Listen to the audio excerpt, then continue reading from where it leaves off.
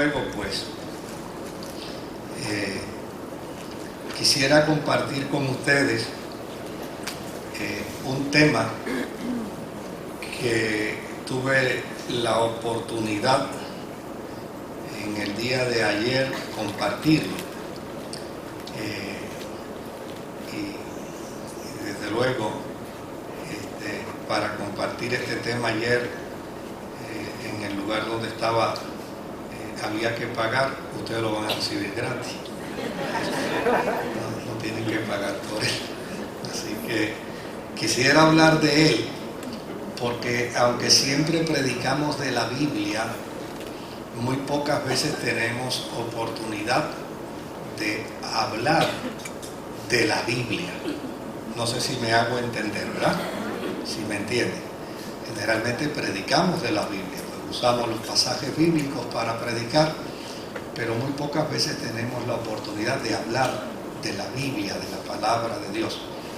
Y a mí me gustaría hablar un poco en esta noche sobre la Biblia y la transformación que ésta produce en el ser humano cuando se enfrenta a ella. Fíjense qué dato interesante que uno puede leer en el vasto mundo de la literatura. Uno puede leer muchas cosas. La diversidad de documentos es extraordinaria y uno puede hasta emocionarse en la lectura y uno puede identificarse en la lectura. Uno puede inclusive hasta identificarse con personajes cuando lee. Pero la Biblia logra algo mucho más excelso que esto. La Biblia logra que el ser humano, en la medida en que la lee, puede ser transformado. Y esto es algo muy particular de la palabra de Dios y de las Sagradas Escrituras. Y tal vez alguien preguntará, ¿y por qué no le pasa a todo el mundo? Pues a mí me gustaría de alguna manera poderlo explicar. Existen diversas maneras de llegar a las Sagradas Escrituras y hay distintos efectos dependiendo de la forma y manera que nos acercamos a la palabra de Dios. Por ejemplo, hay gente que se puede acercar a la Biblia ya con una predisposición para criticarla. Y quien se acerca a las Sagradas Escrituras para criticarla, va a encontrar argumentos para criticarla. Tal vez no sean los más correctos, tal vez no sean ciertos, tal vez no sea obviamente sostenible el argumento, pero de que puede encontrar planteamientos en la Biblia para criticarla es muy cierto. Como por ejemplo, hay quienes se pueden acercar a las Sagradas Escrituras para decir que la Biblia se contradice. Y yo estoy seguro que más de una persona se ha acercado a usted para decirle la Biblia se contradice. Y realmente no es cierto. La Biblia no se contradice. Lo que pasa es que la Biblia es una colección de libros. Y como es una colección de libros, obviamente dentro de las Sagradas Escrituras hay una cantidad inmensa de autores. Y esa cantidad inmensa de autores escribió en distintos momentos, bajo distintas circunstancias, en distintos tiempos, bajo experiencias totalmente distintas. Y la respuesta que muchas veces ellos dan, pues obviamente responde al contexto histórico en el que ellos están viviendo. Y desde luego, es probable que usted en estos días haya dicho que frío hace, pero probablemente también en verano haya dicho que calor hace en Puerto Rico. Y eso no quiere decir que usted se contradice. Lo que eso quiere decir es que bajo unas experiencias dadas, usted puede hablar de frío o puede hablar de ¿qué? De calor. Pero no es que usted se contradice. Hay otra gente que puede acercarse a la Biblia para decir que ella es obsoleta. Desde luego.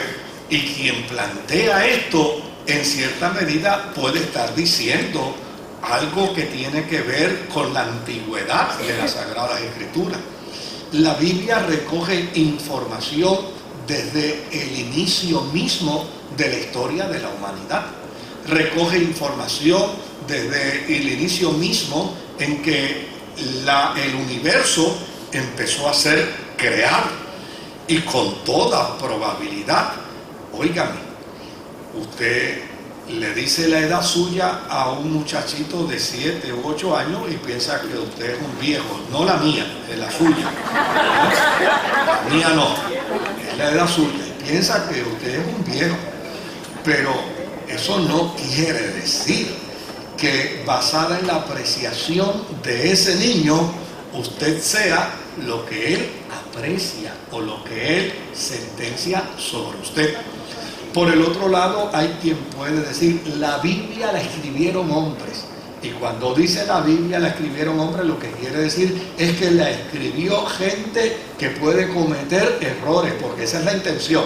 Cuando alguien dice, la Biblia la escribieron los hombres. Pues lo que quiere decir es que si la escribió un hombre, obviamente, pues las posibilidades de errar son inmensas. Y está en lo cierto. La escribieron más de 40 autores. Lo que eso quiere decir que la persona no está diciendo nada equivocado. Lo que está equivocado es pensar que ellos escribieron bajo sus propios prejuicios, bajo sus propias ideas o bajo sus propios conceptos, porque a fin de cuentas la Biblia fue escrita bajo la inspiración que el Espíritu Santo otorgó a la vida de sus autores. ¿Se da cuenta cómo va el proceso cambiante? Hay otra gente que dice, mira, esa es la nomenclatura de una nación, Israel. Esa es la historia de un pueblo, esa es la historia de una nación, y que llana y sencillamente, ¿se acuerdan de aquella canción de la Gigi? No me digan ahora que ustedes no se acuerdan de ella, ¿verdad? De la Lupe, ¿verdad? Que ella cantaba una canción que decía que cada cual en este mundo cuenta el cuento a su manera, ¿verdad? Y hay personas que pueden decir, esto es una nomenclatura de una nación, la nación de Israel, y ellos contaron la historia como gusto y gana les dio, y eso es muy cierto. Lo que no pueden negar es que cuando Israel contó la historia como le dio gusto y gana, los profetas se levantaron para decir, hay de aquellos que dicen que Dios ha hablado cuando Jehová no ha dicho nada. Entonces, el desconocimiento de ellos puede llevar a algunas personas a mirar las Sagradas Escrituras para criticarlas. Hay otros que pueden acercarse a la palabra de Dios porque ya y sencillamente desean desarrollar su capacidad intelectual. Y déjeme decirle algo, si la Biblia no fuese una fuente para el desarrollo de la capacidad intelectual del ser humano, no se estudiaría en las universidades, no se estudiaría en los centros filosóficos.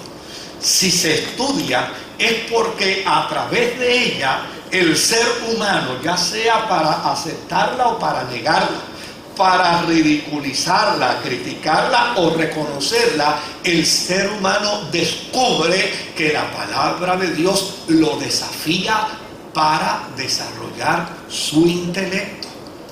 Y desde luego se estudia en el campo de la historia, se estudia en el campo de la filosofía, se estudia en el campo de las letras, se estudia en el campo de la conducta humana, se estudia obviamente en los campos del conocimiento humano, sobre todo en aquellos que tienen que ver con las otras teorías, porque la Biblia postula y sostiene la teoría de la creación, Pero hay otra gente que postula y sostiene una diversidad de hipótesis con respecto a la creación.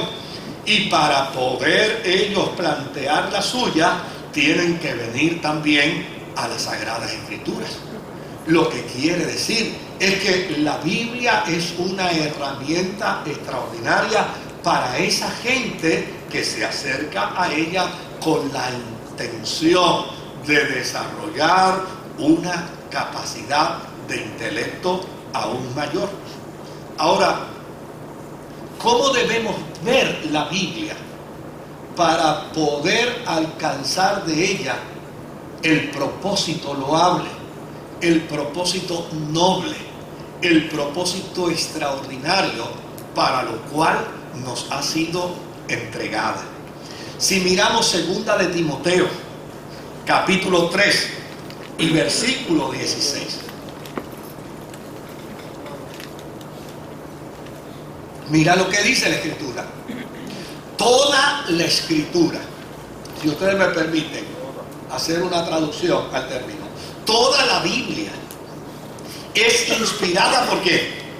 Es inspirada por Dios y es útil para enseñar, para redarguir, para corregir y para instruir en justicia. Es decir, cuando vamos a la Biblia para verla como la palabra de Dios que es, entonces descubrimos en ella la esencia de su utilidad. Ella es buena para poder afirmar la salvación. El término ahí útil para justicia es el término que utiliza el apóstol San Pablo para hablar del concepto soteriológico, para hablar del concepto de la salvación. Es decir, ella es útil para que el hombre tenga reconciliación con Dios. Ella es útil para la esperanza. Y ella es útil para que el ser humano pueda conocer el puente por excelencia que reconcilia al ser humano con Dios. Y ella es útil también para transformar nuestro carácter.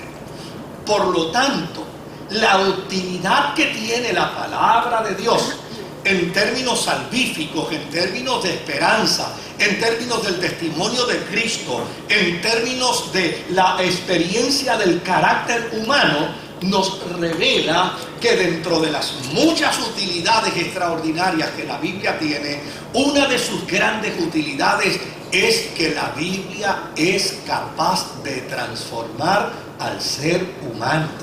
Es capaz de transformar al hombre y a la mujer que la lee. Por eso la gente se puede sorprender.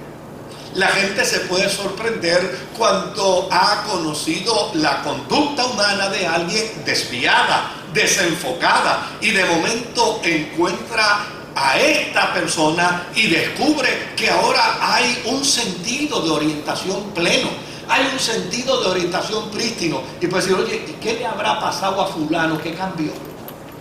Hasta su hablar es distinto, hasta su forma de analizar las cosas es distinta. Desde luego, la respuesta más coherente, la respuesta más lógica es que tuvo un encuentro con las Sagradas Escrituras. Y quien tiene un encuentro con la palabra de Dios, quiera o no quiera, sufre la experiencia de una dulce transformación. ¡Aleluya! Ahora, ¿qué queremos decir cuando hablamos de transformación? ¿Qué es transformar? Desde luego, transformar es cambiar de aspecto.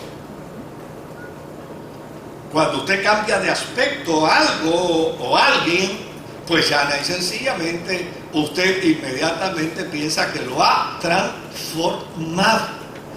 Pero cuando esto lo vemos en el sentido bíblico cristiano, quiere decir algo más que cambiar de aspecto.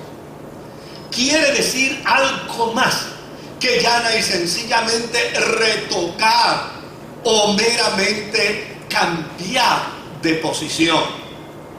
Cuando hablamos en el sentido cristiano, con respecto a la transformación, que es una de las utilidades de la Biblia, lo que esto quiere decir es que nuestro comportamiento cambia porque va en consecución a parecerse a alguien.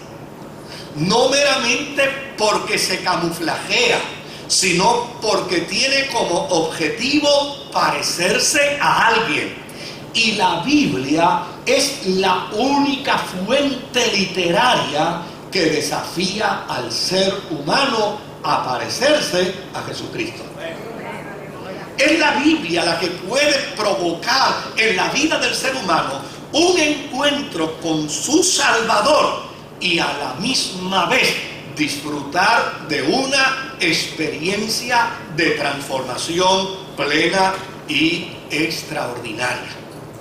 Por eso cuando miramos el término, cuando evaluamos el término transformación, que tiene más de una definición, la definición secular y la definición bíblica. Desde luego, cuando la miramos en el sentido bíblico, transformación es mucho más que cambiar de aspecto. Transformación implica mucho más que retocar algo o cambiarlo de posición.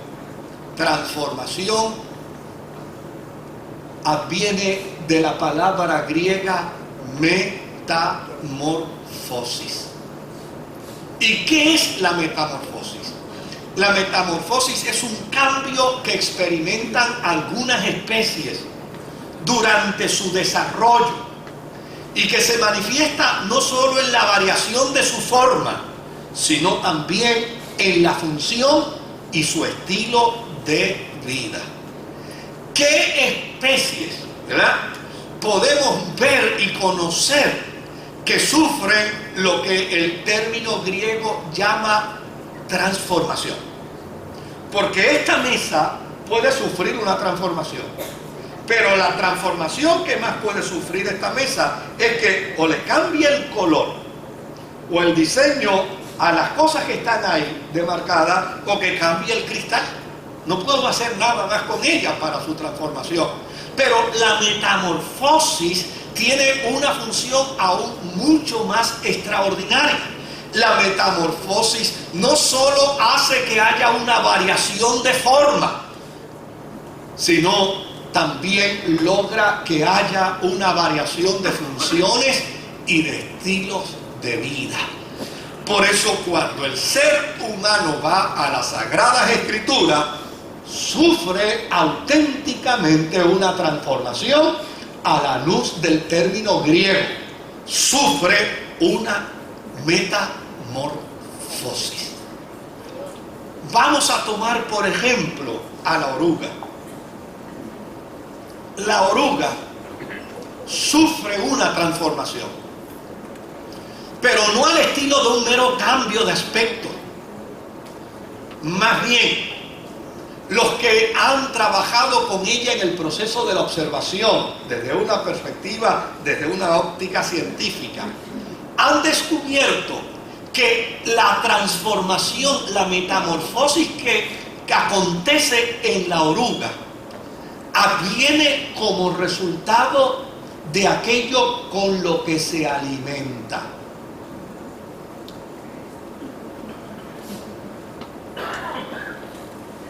Si me sigue, me va a ir entendiendo. Es como resultado de aquello con lo que se alimenta. Y yo de eso sé y sufro. Yo tengo más de 200 lirios sembrados allá en Sidra. Y el día que menos me lo imagino, aparece una banda de orugas y al otro día le han liquidado toda el área. Se alimentan de lo verde. Ahora, fíjese lo interesante de esto. En la medida en que ellas van alimentándose, ellas saben ellas entienden perfectamente. En la medida en que ellas van alimentándose, los nutrientes que están utilizando las llevan a crecer hasta finalmente sufrir la metamorfosis. No es meramente un cambio de aspecto, ellas cambian en función y cambian en estilo de vida. Mientras son orugas, simplemente que se arrastran. Pero cuando sufren la metamorfosis, vuelan. Sus funciones son distintas, sus funciones son diferentes. Cuando es oruga, su aspecto no es muy agradable, ni tampoco vuela. Pero cuando es mariposa, su aspecto es maravilloso. Y lo extraordinario de ello es que puede volar. No sé, yo obviamente yo no me arriesgo a decir que Pablo estaba pensando en la metamorfosis de la oruga cuando dijo esta expresión, pero sí me atrevo a aventurar que cuando yo lo he leído, yo he pensado que Pablo estaba considerando la metamorfosis de la oruga. Fíjese lo que dice el apóstol San Pablo en Filipenses capítulo 3, en el verso 12 hasta el verso 14. Él dice, no que lo haya alcanzado ya, ni que ya sea que perfecto, sino que prosigo para ver si logro hacer aquello para lo cual fui también asido por Cristo Jesús. Hermanos, yo mismo no pretendo haberlo alcanzado. Verso 13, por favor. Verso 13. Yo pretendo no haberlo ya alcanzado, pero una cosa hago, olvidando ciertamente lo que queda atrás y extendiéndome a lo que está delante, prosigo. Verso 14. Prosigo a la meta, al premio del supremo llamamiento de Dios en Cristo Jesús. Note bien qué nos puede querer comunicar el apóstol San Pablo con esto. Nos puede querer comunicar que así como la oruga sabe el nutriente que debe asimilar para lograr su metamorfosis, el ser humano debe saber cuál debe ser su nutriente para también lograr su transformación. Así es que nuestro desafío para la vida cristiana no es una transformación de máscaras y no es una transformación de camuflaje cosmético, sino tiene que ser que una auténtica metamorfosis que nos transforme hasta que se logre en nosotros lo que la palabra de Dios desea que en nosotros pueda ser alcanzado. ¿Y qué es lo que debe ser alcanzado en nosotros? Segunda de Corintios capítulo 3 y versículo 18. Mira lo que dice la palabra de Dios.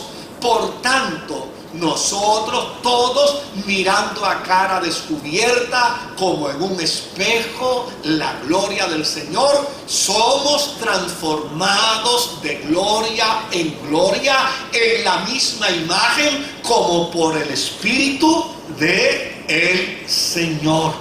Por lo tanto, mira el planteamiento del apóstol San Pablo. En el encuentro que el ser humano tiene con Jesucristo, hay una transformación. Y esa transformación acontece porque el ser humano en su encuentro con Jesucristo sabe dónde está el nutriente para alimentarse. Y el nutriente para alimentarse está precisamente en el mismo Cristo. El nutriente para alimentarse está precisamente en el mismo Señor. Fíjese que Jesús dijo en cierta ocasión: escudriñen las Escrituras, porque a vosotros os parece que en ella está ¿qué? La vida eterna, pero ellas son las que dan ¿qué? Testimonio de mí. Es decir, el nutriente nutriente de la palabra de Dios lo que hace es revelarnos a Jesucristo. Y de esa manera, Pablo dice, nosotros todos a cara descubierta, mirando y reflejando como un espejo la gloria del Señor, ¿somos qué? Somos transformados de gloria en gloria. Yo no sabría, ni usted tampoco, cómo piensa Cristo si no fuera por la Biblia. Yo no sabría cómo Cristo resuelve los problemas cotidianos de la vida si no fuera que por la Biblia. Yo no sabría cómo manejar el coraje contra alguien que me fastidie la vida si no fuera por la Biblia. Yo no sabría cómo manejar el perdón si no fuera que por la Biblia. ¿Y quién es el que me nutre? ¿Quién es el que me plantea las grandes verdades del reino para que mi conducta de vida, con respecto a mi carácter, con respecto a mi forma de pensar, con mi forma de actuar, quién es el que me nutre de ello? Es precisamente Cristo. Él es el nutriente. Y ese nutriente, querido, usted no lo encontrará en ningún libro. Ese nutriente solo se encuentra en la palabra de Dios. Por eso dice, escudriñad ¿qué? Las Escrituras. Escudriñad la Biblia. Ahora, si miramos Romanos capítulo 12 y versículo 2. Romanos capítulo 12 y versículo 2. Mira lo que dice ahora el apóstol San Pablo. No os conforméis a este siglo, sino transformaos. Es decir, sino que haz metamorfosis de oruga, conviértete en ¿qué? En mariposa. Transformaos por medio de la renovación de ¿qué? De vuestro entendimiento, de vuestra mente, para que comprobéis cuál sea la buena voluntad de Dios en todo lo bueno, en todo lo agradable y en todo lo perfecto. Note bien, ¿qué quiere decirnos Pablo? Que la vida de transformación no acontece meramente por leer la Biblia. ¿Se acuerdan de aquel famoso poema que decía, pasarás por mi vida sin saber que pasaste? ¿Verdad? O sea, leer la Biblia, óigame, ya yo les dije la cantidad de gente que lee la Biblia y para qué se acercan a la Biblia, pero sin embargo no sufren una experiencia de transformación. Los que la usan para criticarla no son transformados. Los que la usan para hablar de que la Biblia es obsoleta no es transformada. ¿Quiénes son transformados? Aquellos que leyendo la Escritura tienen disposición en su mente para la metamorfosis. Lo que quiere decir es que la Biblia no logra su efecto en el ser humano meramente por leerla. La Biblia logra su efecto en el ser humano cuando el ser humano pone su entendimiento en la palabra de Dios. Cuando el ser humano dice, mira, si yo he aceptado que este libro es el sagrado libro, si yo he aceptado que este libro es la ley de Jehová, si yo he aceptado que este libro es la regla infalible de vida, entonces llana y sencillamente, si lo he aceptado, ahora al momento de leerla, ¿debo qué? Creer. Debo vivir dentro de ella. Existen unos pasos evidentes en la vida que advienen para la transformación. Desde luego, cuando usted y yo recibimos a Jesús como Salvador, la Biblia dice que el solo hecho de haber recibido a Jesús como Salvador nos hace nuevas criaturas. Por lo tanto, de la única manera que usted es una nueva criatura es si cuando lo lee en la Biblia lo cree. Pero si usted lee la Biblia y no lo cree, usted no lo logra. Se alcanza cuando se cree. Ahora, ese concepto de nacido de nuevo, de nueva criatura, eso que nos dice 2 de Corintios capítulo 5 y versículo 17, donde dice: de modo que si alguno está en Cristo, nueva criatura es, las cosas viejas pasaron, he aquí todas son hechas, ¿qué? Todas son hechas nuevas. Mire, ¿qué quiere decir esto? Esto lo que quiere decir es que cuando usted viene a Jesucristo, lo alcanza usted. Dios lo alcanzó por una sencilla razón: porque vio en usted potencialidad de transformación. No importa cuán bajo hayamos caído, no importa cuán inmorales o perversos hayamos sido, no importa cuántas cosas mal hechas hayamos realizado, cuando la gracia de Dios le alcanza a usted, le alcanza porque Dios ve en usted potencialidad de transformación. Si Dios no viera potencialidad de transformación en usted, llana y sencillamente no lo miraría. Usted sería un ser humano irremediable. Pero la razón por la que Dios le alcanzó es porque Dios vio en usted potencialidad de transformación. Cuando yo hablo de esto, ¿sabe qué viene a mi memoria? Los discípulos de Jesús. Los discípulos de Jesús eran gente intemperante, malcriados, violentos, mal hablados.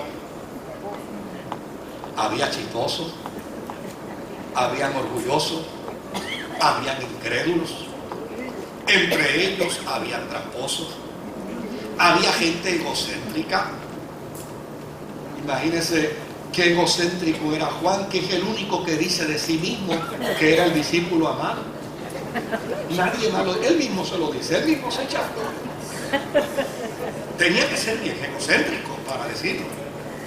Había gente atea, que ya y sencillamente no podían concebir, estaban fuera del contexto de la realidad del propósito de Jesús.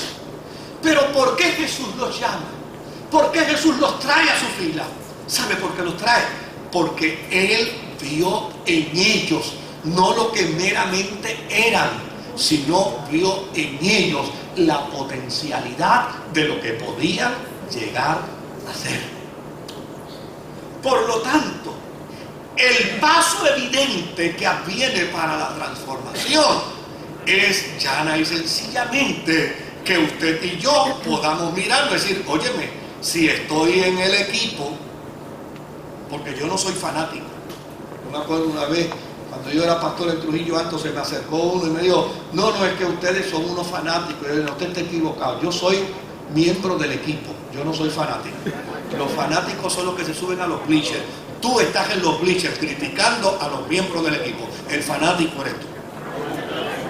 Terreno al juego. Yo soy miembro del equipo. Y los que son miembros del equipo jamás son fanáticos. Ahora,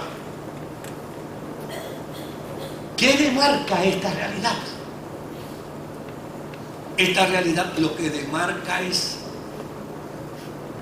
que si Dios lo llamó, si Dios le escogió, si Dios le trajo, oiga, vístase despacio que va deprisa.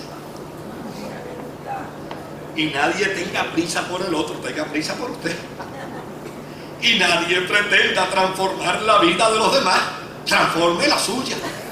Porque lo que es importante es que todo el que ha sido llamado tiene potencialidad de transformación. De modo, si alguno está en Cristo, ya ha sido declarado que una nueva criatura para esa transformación. ¿Qué es lo próximo que acontece? Pues mire, en la experiencia de la fe bíblica, lo próximo que acontece es el bautismo. ¿Y para qué es el bautismo? Sino para afirmar que en nosotros hay una novedad de vida. ¿Y qué es lo próximo que hacemos? lo mismo que hace la oruga. Lo próximo que hacemos es buscar el nutriente por excelencia para ser cambiados, para ser transformados. ¿Y cuál es ese nutriente? Ese nutriente es Dios. Ese nutriente es Cristo. ¿Y dónde lo encontramos? Lo encontramos en las Sagradas Escrituras. ¿Qué come la oruga para poder transformarse? Pues la oruga come lo verde. ¿Qué debe comer el cristiano para poder transformarse? Pues la Biblia enseña que el cristiano debe comer a Cristo. A Cristo, sí, en sentido figurado, en sentido espiritual. El cristiano debe comer a Cristo. ¿Qué dijo Jesús para que le comiéramos? Él dijo, yo soy, Juan 6:35, miren lo que me dice. Jesús le dijo, yo soy el pan de vida. ¿Verdad? Si Él dijo que era el pan de vida, ¿para qué usted quiere pan si no se lo va a comer? Mire, yo les voy a confesar una debilidad mía. En mi dieta se supone que yo no coma harinas. Y de hecho, no las como hasta que siento un pedazo de pan caliente.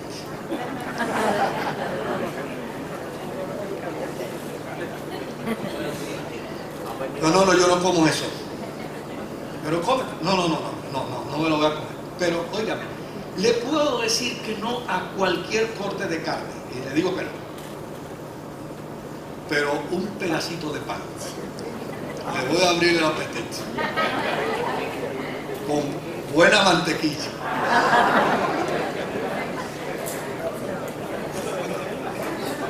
Yo no. Bueno, mira, para complacerte, un caldito. Ya aprendí a no recriminarme. Me lo comí y qué, olvídate, ya me lo comí. Ya, ¿para qué voy a recriminar? No me lo debía haber comido, ya me lo comí, se acabó. No lo voy a recriminar. Mire, Jesús sabe que Él es el nutriente por excelencia que usted y yo necesitamos para ser transformados. ¿Dónde encontramos ese nutriente? Lo encontramos en la palabra de Dios. De hecho, ese sentido tan perfecto de que Jesús es el pan de vida que nos alimenta, nos lleva inclusive a plantear la experiencia de la comunión, la experiencia de la cena. ¿Qué planteamos cuando estamos disfrutando de la cena del Señor? Que esa experiencia del pedacito de pan es el símbolo de ¿qué? Es el símbolo del cuerpo de Cristo. Porque a fin de cuentas, la gestión más diáfana que un ser humano puede hacer en la experiencia de la cristiandad es comerse a Jesucristo. Lo que transforma al cristiano es disfrutar del pan de vida que es Jesús.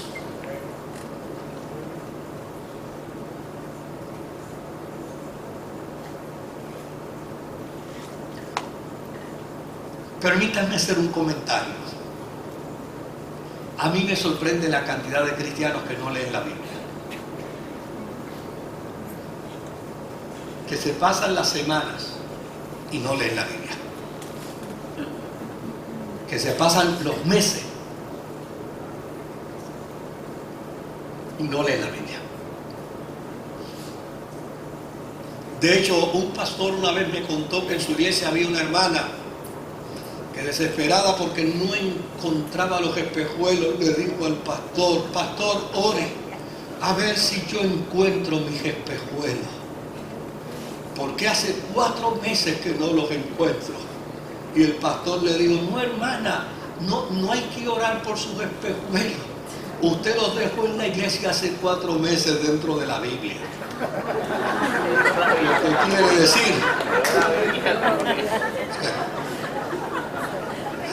Es que el mismo tiempo que llevaba sin espejuelos era el mismo tiempo que llevaba sin leer la Biblia. Me sorprende la cantidad de gente en la experiencia de la fe cristiana que leen cualquier cosa menos la palabra de Dios, y que caen inclusive en la misma trampa que caen otros. Fíjese que yo mencioné los que se acercan a la Biblia para criticarla, y mencioné los que se acercan a la Biblia para desarrollar el intelecto, pero no para sufrir una transformación. Pero hay gente que se acerca a la Biblia simplemente para verla como un instrumento supersticioso.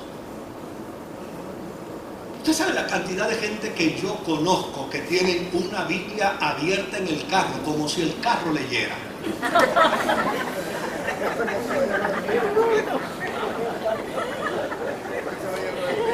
Ahora no salga de aquí, vaya por el estacionamiento y le a ver con la tierra.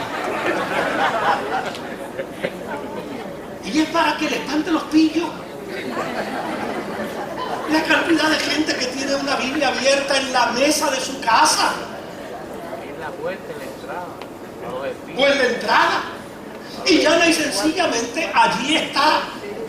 ¿Y cuál es el pensamiento ulterior que tiene con la Biblia abierta? Es simplemente convertirla en un espantapájaros. Eso es para que el demonio que llegue aquí vea y no entre. El problema es que si es analfabeta entra, porque no hay ningún problema. Entra como quiera.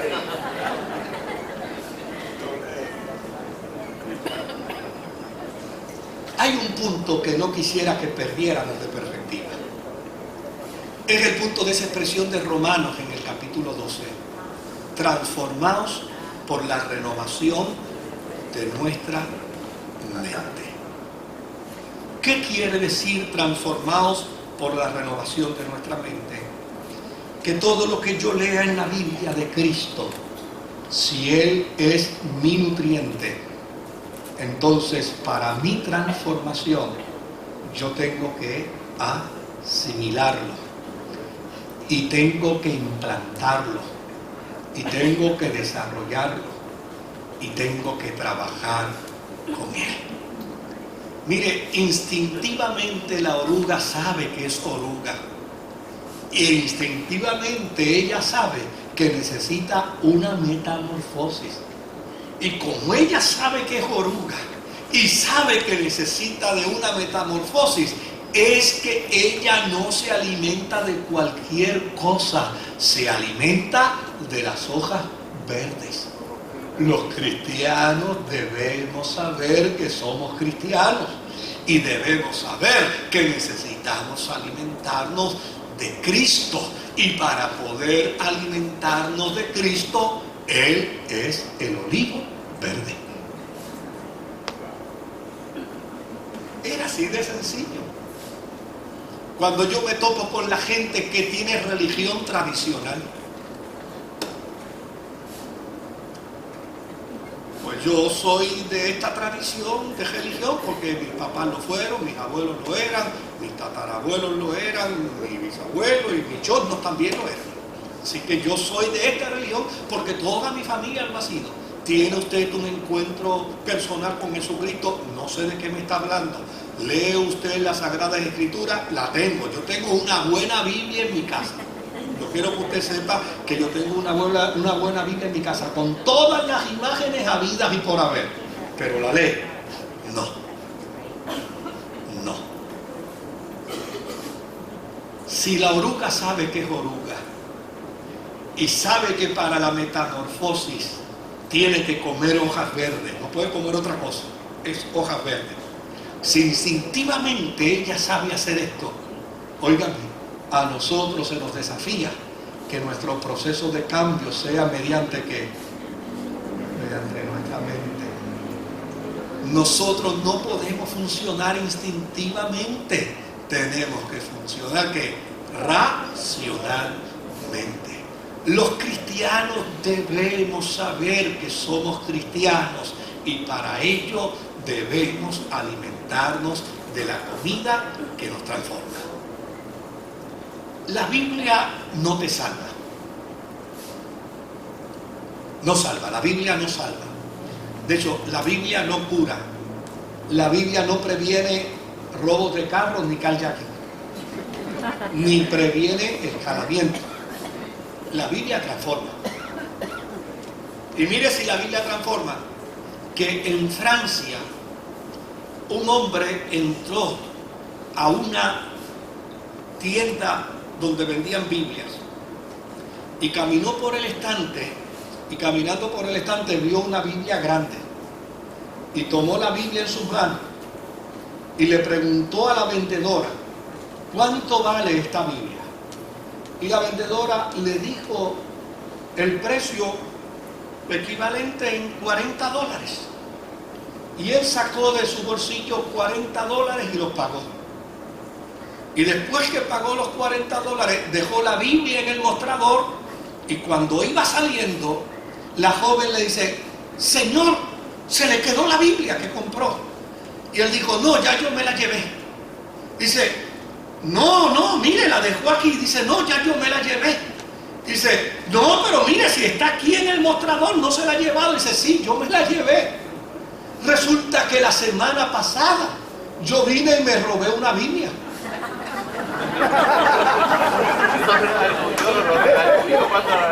La leí y la palabra de Dios me amonestó que robar era no solo inmoral, sino era pecado ante Dios.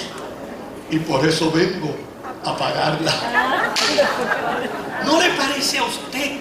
La Biblia no te salva, pero sí nos dice cómo vivir una vida transformada a través de Jesucristo, para andar como salvados, para pensar como salvados y para actuar como salvados. En Juan 5:39, la palabra de Dios nos dice: escudriñad las Escrituras, porque a vosotros os parece que en ella tenéis la vida eterna. Y uno pudiera añadir: porque a vosotros os parece que le puede proteger la casa, porque a vosotros os parece que le puede proteger el carro, porque a vosotros os parece que le puede defender. De hecho, una vez yo me encontré con una persona que tenía un dolor de cabeza fuertísimo, de esos de migraña, y tenía una Biblia puesta en la cabeza, en la cama. Y el muchacho dice: es lo último que estoy haciendo. A veces muchacho, eso es lo que te puede dar más migraña todavía. ¿Cómo tú vas a estar con esa Biblia que pesa como 5 libras en tu cabeza? No es, ese no es el propósito de las Escrituras. El propósito de las Escrituras es para que seamos transformados. Mire, yo tuve la oportunidad de compartir con un hombre muchos años. Él me confesó a mí, en conversación personal, crímenes que nunca confesó a la justicia. Me dice: Moisés, si cuando me sentenciaron a 40 años me hubieran evaluado por todos estos otros crímenes que nunca se descubrieron, yo no hubiera cumplido 40, yo hubiera vivido en la cárcel hasta el día de mi muerte. ¿Sabe qué me transformó? Me transformó un encuentro con Jesucristo a través de las Escrituras. Y un hombre que era utilizado en la ciudad de Nueva York para matar gente, porque tenía un vicio de droga infernal y le pagaban con drogas por cada asesinato que cometía. Después que salió de la cárcel, se convirtió en un ministro de gracia y de compasión para niños huérfanos. Y había que ver con la pasión que él trabajaba con aquella niñez. Y había que ver con la pasión que él servía a la gente menesterosa. Yo no he escuchado todavía, mire que a mí me fascina el Quijote de la Mancha, pero yo no he escuchado todavía la historia de alguien que me diga que leyendo al Cervantes ha sido transformado a esa dimensión. Este hombre lo fue. Yo era pastor en otra iglesia que no era esta. Y un buen día apareció el que controlaba los puntos de droga de toda el área donde estaba ubicada la iglesia. Yo trabajaba en aquel tiempo en una división de la policía y él sabía que yo trabajaba en una división de la policía aún siendo pastor. Pero decidió ir a nuestra iglesia. Y cuando yo llegué a mi trabajo al otro día y le comenté a mis compañeros de trabajo que había ido fulano de tal a nuestra iglesia, me dijeron, ten cuidado que alguna poca vergüenza está preparando, ¿sabes? No le quiten los ojos de encima, que algo estará haciendo. De alguna forma se estará curando contigo. Varios meses después llegó donde mí y me dice, pastor, yo sé que además de usted ser pastor, yo sé que usted trabaja en la policía. Y de hecho vine a la iglesia no porque quería, fue porque me invitaron. No sé qué pasó, que desde que llegué y me senté, es como si me hubieran amarrado aquí. Y no sé cómo salirme de aquí. Pero déjeme decirle algo, mi encuentro con la Biblia ya me lleva a mí perdiendo más de $300,000. Y de inmediato vino a mi mente lo que me decían mis compañeros de trabajo, ten cuidado que algo se trama. Y es ¿cómo que tu encuentro con la Biblia te ha llevado a ti a perder más de $300,000? Y me dice, pastor, porque yo tengo mucho dinero en la calle, pero cada vez que leo la escritura es como si me da un puntazo de transformación. Y ya he tenido que ir a los puntos de droga y decirle a la gente que me debía dinero, mira, el dinero que me debía ya no me lo debe, no me interesa dinero de ahí. ¿Qué libro puede provocar una transformación como esa? ¿Qué libro puede hacer a una persona tan distinta y tan diferente como esa?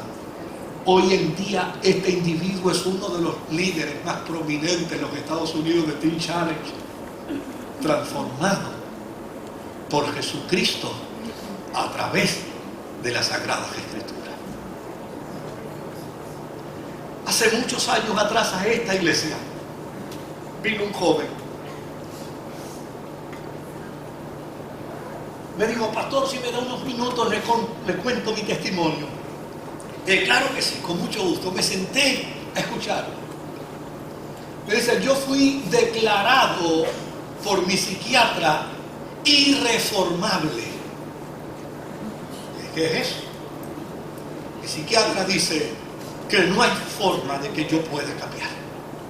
Fantástico. De hecho, él me botó de la oficina. Me dijo que no volviera más. Mis padres que estaban afuera en la sala de espera, y salió tan molesto porque le falté el respeto en la oficina. Y salió tan molesto que me dijo delante de mis padres, tú eres un ser irreformable. Y le digo a mi padre, no me lo traigan más. Dice, pastor, salí de allí marcado como un irreformable, hasta que un joven me habló de Jesucristo. Empecé a leer la Biblia y empecé a descubrir que yo tenía potencialidades de cambio. Pedí el examen de aprovechamiento y lo pasé. Solicité ingreso a una universidad y lo logré.